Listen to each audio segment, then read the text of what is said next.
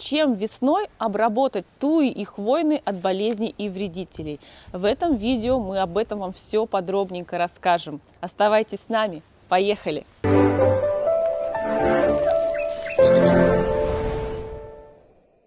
Друзья, всем привет! Вы на канале Манюнин дом. Здесь все про свой дом, сад, огород и загородную жизнь.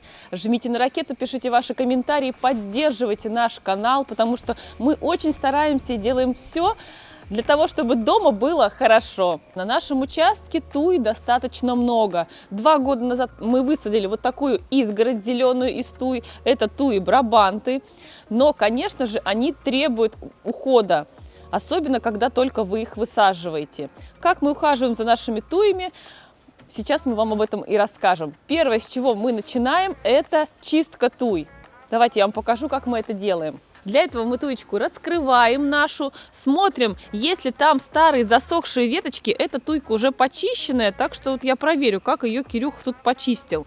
Вроде бы все хорошо, все веточки старые засохшие он убрал. Но, как вы видите, после зимы она немножечко пожелтела. Мне это не очень нравится. Возможно, это от того, что зима у нас была не снежная. И вот тоже это может влиять. Был мороз, да, снега не было. И вот туйка может такое произойти с ней. Еще я заметила, что на нашей туе в некоторых местах есть белые такие вот веточки, засохшие. Но это тоже, скорее всего, последствия заморозков и вот такой вот бесснежной зимы. Самую первую раннюю обработку наших туй и всех хвойных мы провели бордоской смесью 1%. Бордоская смесь борется с болезнями различными грибковыми и достаточно хорошо с этим справляется. Также у нас на участке растет вот такой можжевельник. Мы его привезли из нашего первого дома. Он был вот такой малюсенький. И так вот за 4 года он превратился в красавца. Но, к сожалению, здесь вот у него тоже какая-то, я думаю, что это болезнь. Чего-то ему не хватает. Вот будем лечить в этом году и попробуем его реанимировать. А вы, конечно, оставайтесь с нами и посмотрите, получится ли нам спасти нашего красавчика и его восстановить, все его иголочки, веточки. Нажмите на ракету.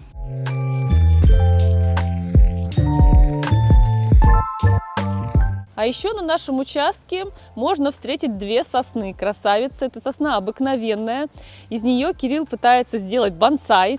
Что такое бонсай? Это когда срезаются верхние веточки, только верхние вот эти шапочки срезаются. И видите, получается такая пышная шапочка.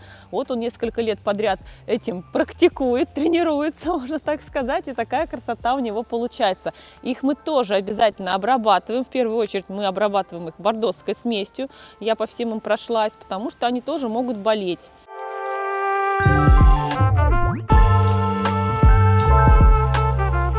А это наши маленькие туйки, они еще молоденькие, прошлой весной мы их высаживали. Это колумна. Кстати, о том, как сделать ямку углубления, да, как правильно высадить тую, вы также найдете на нашем YouTube-канале, поэтому обязательно заходите и оставайтесь. А вот это растет маленький тис. Его тоже в прошлом году мы высадили, вот такой вот он симпатичный, мягенький. Итак, после обработки и чистки наших туй мы приступаем к обработке туй и хвойных от вредителей. Для этого я использую пиноцид. Пиноцид борется с хермесами, с тлей, с пилильщиками и с другими многочисленными вредителями, которые захотят съесть ваши хвойные.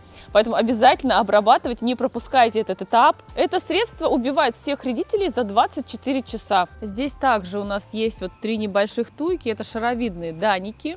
Они пока малюсенькие. Кирилл их вчера подстриг, причесочку им такую создал красивую. Видите, она свеженько выглядит. А здесь у нас будет Gold Смарагд. Такая золотистая туя, очень красивая. Когда подрастет, будет прекрасно. Ну а пока они такие маленькие, но они достаточно быстро растут.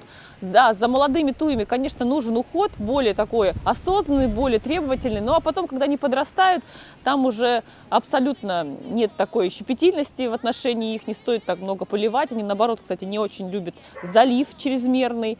И раз в 2 недели можно будет поливать уже взрослую тую, и этого будет достаточно. Также туи очень любят дождевание, особенно в летние жаркие дни. Вечером сорт этих туй называется Смарагд. Их тоже мы вчера чистили, буквально сын этим занимался. Давай сейчас проверим, как он тут все провел чистку. Ну, достаточно неплохо. Я бы немножечко, конечно, почистила чуть-чуть, но мальчик старался, делал как умел.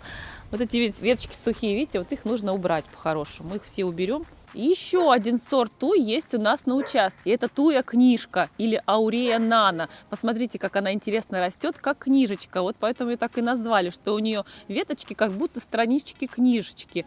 Так вот раскрываешь ее, очень интересно. Она тоже будет такого золотистого цвета.